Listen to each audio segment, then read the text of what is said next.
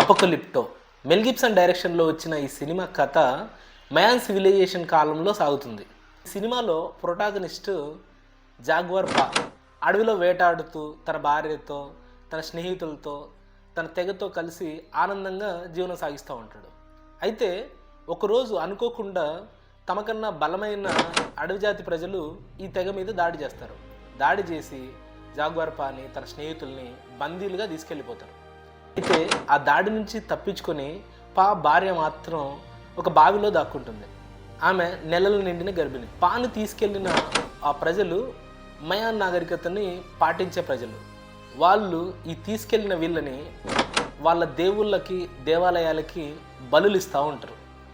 బందీగా ఉన్నప్పటికీ పా మనసు మొత్తం తన భార్య మీదనే ఉంటుంది.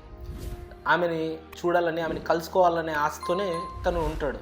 చివరిగా పా ఆ క్రూరమైన మయాన్ ప్రజల నుంచి తప్పించుకొని తన భార్యని చేరుకున్నాడా తెలుసుకోవాలంటే ఈ అపోకలిప్టో సినిమాని చూడాల్సిందే. ఈ సినిమాలో విజువల్ ఎఫెక్ట్స్ కానీ, సౌండ్ డిజైనింగ్ కానీ, యాక్షన్ సీన్లు కానీ అద్భుతం. మనం ఆర్ఆర్ఆర్లో ఎన్టీఆర్ని పులి దాడి చేసే సీన్ చూసాం కదా, ఆ సీన్ని రాజమౌళి ఈ సినిమా నుంచే లేపేశాడు. సారీ తస్కరించాడు.